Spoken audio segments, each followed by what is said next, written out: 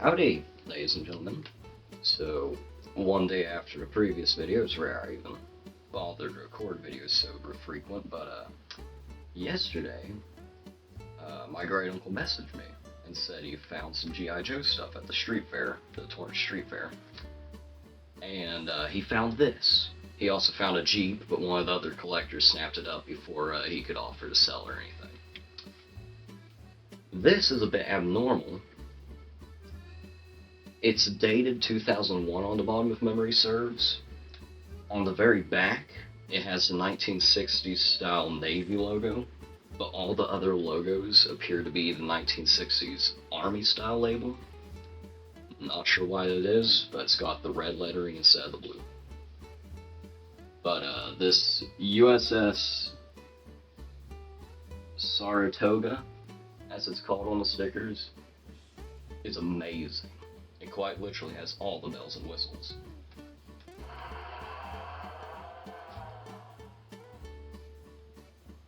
This launcher right here is sticking, and overall, it seems like the wheels on the bottom, because this thing is automatic, it moves on its own. The wheels on the bottom seem to be sticking a little bit, so I'm going to take it apart on camera, try to clean up that launching mechanism and maybe the wheels. We'll see if it runs better. It might just be that it runs slow. I don't know. But I'll be right back once I have a better camera angle and I have all this stuff off the top. Figured I should probably go over how the launchers work. There's a hook on the bottom of all these aircraft except the helicopters. You put that into the notch, you pull it back till it clicks, and then there's a button right behind here. The flap moves. To my knowledge, that's mainly aesthetic.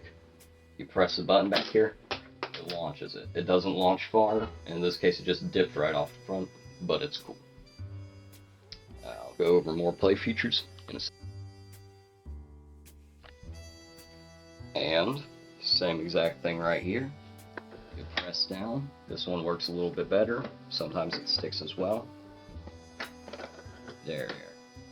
Platform, this one's for the aircraft. Or for the planes, rather. Now, right next to it are a couple of the buttons. A few of the buttons. These are for some of the sound effects, but not everything. You have a launching flying aircraft. You have a siren, all hands on deck. And then this is for the radar. In fact, let me show you. When that button is pressed, the actual radar dish spins.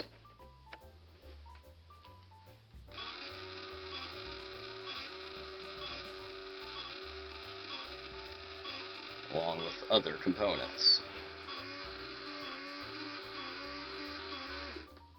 Again, kind of sticky. I believe all those are supposed to move at once instead of single at a time.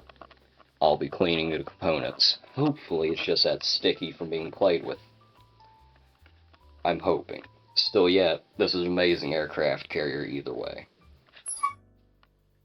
This bit I'm recording without the tripod because it's a pain to get up this high. It also has an opening section in the middle here for you to store the aircraft. It fits all of them, but just barely, and you have to stack them one over the other. And you have to do it just right to where the landing gear isn't in the way, otherwise you'll end up with a hatch stuck like that. As you see here, the one Navy logo, every other logo is Army on the entire thing. Kinda strange. But still. In here, you have a command station switch. This is meant to represent the bridge on the carrier. This switch, when pushed up, the vehicle forward. When pushed back, we'll put it in reverse and center neutral. This allows you to do it. If you don't have that on, nothing works. If you have that on, that'll operate the radar. And again, that'll operate the radar, but I'll show that. This, when pushed back and forward, will put it back and forward. This actually functions. You're able to actually steer the carrier. so it is able to turn. About everything seems to function, it's just some parts are a little sticky. It clearly wasn't actually played with in water, thankfully, otherwise all the electronics would be just done for. Alright, I flipped it on its bottom. I had forgotten that I had flipped this thing earlier. The way the steering works, it's not like it just spins this back section. Now, the audio comes out here, battery's stored here, motors are up here, about what you would expect. There's screws all along the body I'll be taking out, and hopefully I don't mess anything up. If I do, laugh and laugh.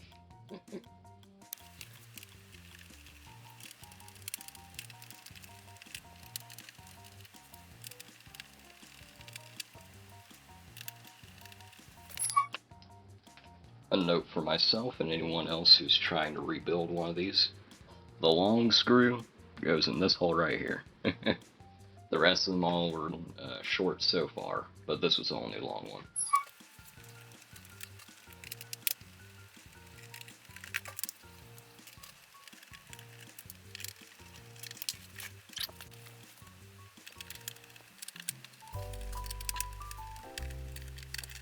Alright.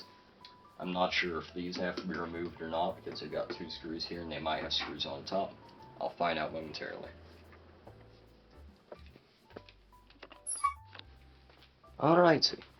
It looks like I got all the screws. Lift up on this. Might have missed something near the back here, but I don't believe so. It might just be a bit sticky. Well, looks like I might have missed one actually. Hold on.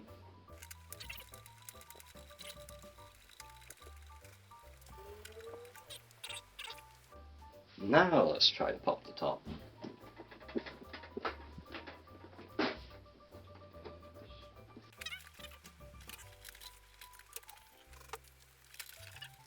I'll be back momentarily.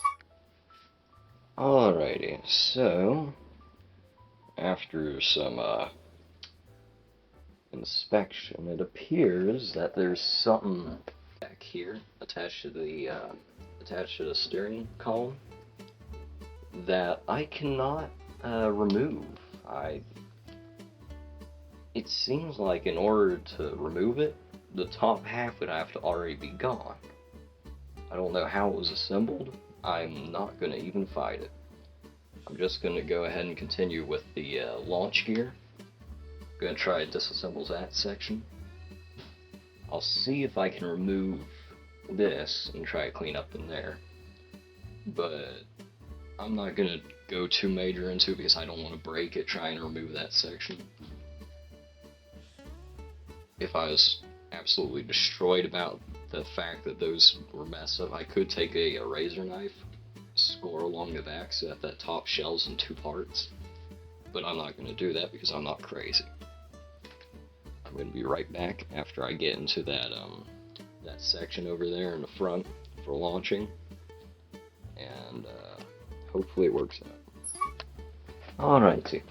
So that right there, this launch mechanism, or at least the back of it, it's going to be hard to get to, but I believe I can get it. There's a screw here, and I believe, yeah, there's another one on the other side.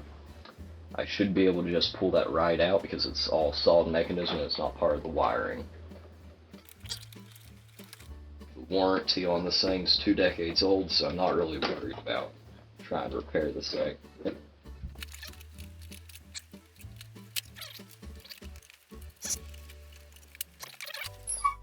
Alrighty. So, I managed to get that off, and as you can see, there's all kinds of disgusting crud in there. Honestly, it looks like there might be chunks of bugs there, so I think they might have been living in this at some point. I didn't see anything living in there, so hopefully it's nothing too bad. The assembly of this thing is pretty simple looking. Ooh.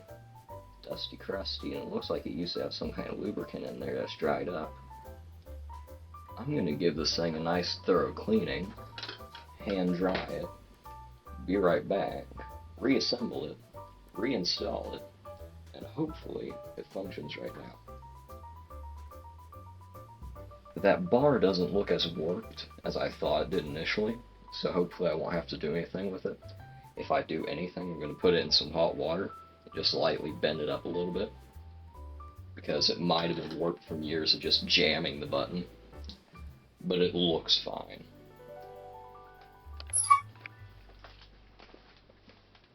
Alrighty, so I've got it functioning again. If I can get it to work in the example. Oop, and I gotta disassemble it again. But this will give me an opportune time to show you how it's constructed. So this right here has the catch and the lever. It also has a hole to insert the spring. This is essentially a hollow block with an end cap, and you just insert the spring into there, and then you press it down, you hold it. While holding that, you take this, you loop it over the catch, and let the spring push that forward, and now you gotta hold all that together. You take this, you push the lever out the front there, while holding everything together, and voila. Locks back, and when you press down the lever, it's down the lever, it's supposed to launch forward. It seems to be having difficulties at the moment. I'm not sure if it's from, I think it's from the pressure. There we are. I had to lighten up on it a little bit. You press down, now it's launching like a dream. I'm going to reinstall this. I'll be right back. I'll likely have to do this video in 2 parts because it's already getting pretty late and I've got Taekwondo later. Alrighty. So, in my test run before mounting it, it was working like a dream. Let's see how it goes now. Pulls back. Launches beautifully now. No longer hitching or any of that. I believe it was the mix of the dirt and the dried up old lubricant that was causing the issue. I did not add any new lubricant. I did not want to cause any further issues. And let me check the other side, because I may do the same on this side if it's much worse. Nope, they work equally. So, I'll leave that as is. As for the control tower, I don't think I'm going to mess with that, just because there's wiring and what going into there, and I don't want to mess any of that up. So, I'm going to get this thing screwed back together. And if there's time, let me check my clock, 10 minutes. So there should be time to screw it back together, do an outro, and then I'll edit it later, and I'll probably upload it either this evening or in the morning. Okay, it would appear I was not recording. So this, I decided to remove it. It's got like hair and feathers and junk, and it's got all kinds of dirt and grime, which appears to be dried up lubricant. So I'm gonna take this, I'm gonna hand clean it, gonna make it all shiny and nice again. Gonna take a dry Q-tip and just wipe around in there and try to get all that dirt out. Maybe take a paper towel in this top section and just clean that out. Hopefully it'll work out real nice. I'll be right back after that's done. As you can see, it is really filthy in that hole. This is just the very start. I figured I'd record this a little bit real quick because this thing, it is nasty in there. As I said, I believe that's old lubricant of some kind. Hard to tell if that was from the factory or some collector or some parent or something that did that. Alrighty. So, yesterday evening I finished up with the stickiness. I believe it's the rear one that I hadn't done yet. Both of them work wonderfully now. Both launchers work wonderfully now. After a few minutes of letting these spin on their own, they've started to spin much better.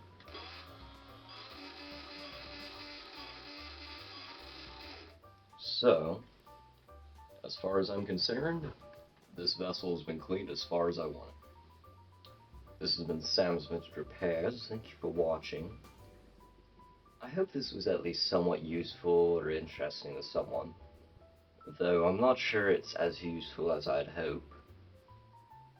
I wish I could figure out how to disassemble that rear section, but it seems physically impossible to me. I might need an angled screwdriver or something, but I don't have that tool in my hands, so. In the meantime, this is as far as I'll go. Gave the deck a light cleaning.